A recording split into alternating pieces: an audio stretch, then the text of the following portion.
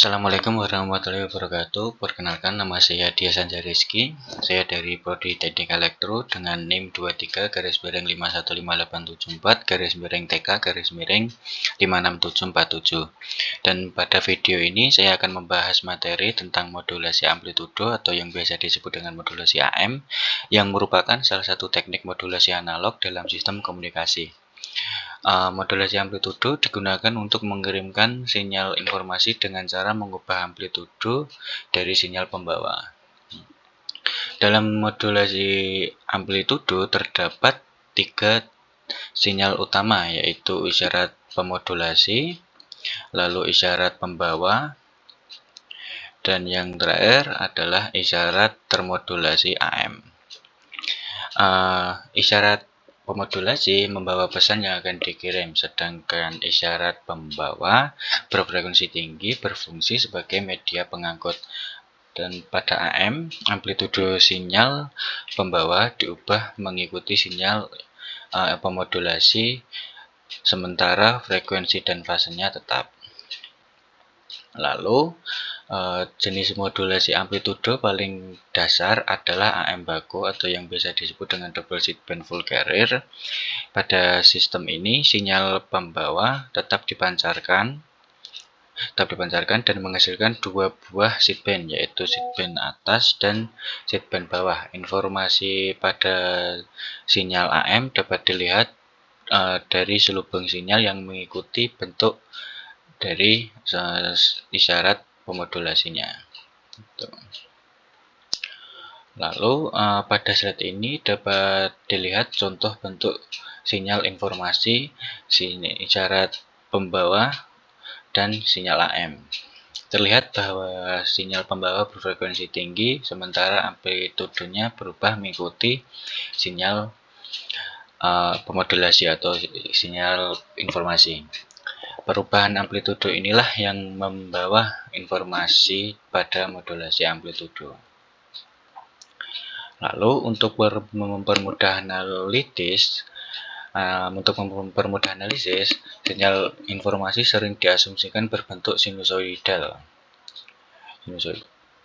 Dalam modulasi AM dikenal juga dengan istilah indeks modulasi yang biasa disebut dengan notasi M atau simbol M, yaitu perbandingan antara amplitudo sinyal informasi dan amplitudo carrier. Nilai indeks modulasi harus kurang dari atau sama dengan 1. Jika lebih dari 1 akan terjadi overmodulation. Lalu pada AM baku atau double sideband full carrier, daya sinyal terbagi menjadi daya carrier dan daya pada buah sideband. Daya pada buah sideband yaitu ada lower sideband dan upper sideband.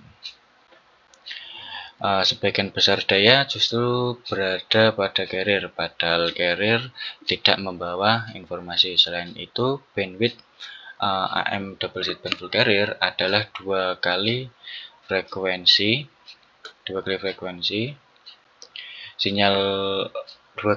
maksimum sinyal pemodulasi, sehingga sistem ini dianggap boros bandwidth.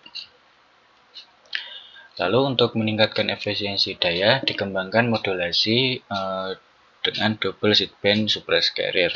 Pada double sideband suppressed carrier, komponen carrier dihilangkan, sehingga daya yang dipancarkan hanya digunakan untuk membawa informasi. Namun akibatnya sinyal ini tidak demodulasi menggunakan detektor selubung. Lalu demodulasi double sideband suppressed carrier harus menggunakan deteksi sinkron, yaitu dengan mengalihkan sinyal terima dengan sinyal carrier lokal atau biasa disebut dengan osilator lokal.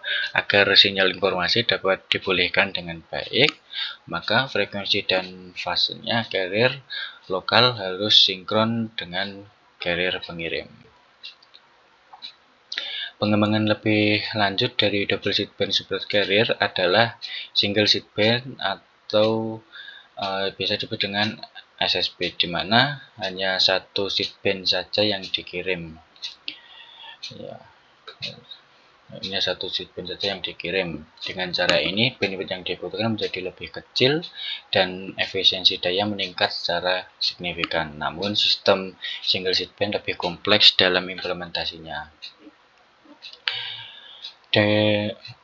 Demodulasi adalah proses untuk mengembalikan sinyal termodulasi menjadi sinyal informasi semula.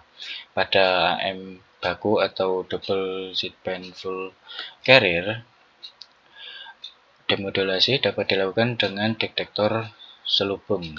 Ya, pada slide ini yaitu yang ini. Dilakukan dengan selubung yang sederhana. Sedangkan pada double sideband super carrier diperlukan deteksi sinkron yang lebih kompleks. Ya, itu yang ini. Karena tidak ada pembatasan indeks pada modulasi. Mungkin itu saja yang dapat saya sampaikan pada video ini. Jika ada salah kata saya mohon maaf. Wassalamualaikum warahmatullahi wabarakatuh.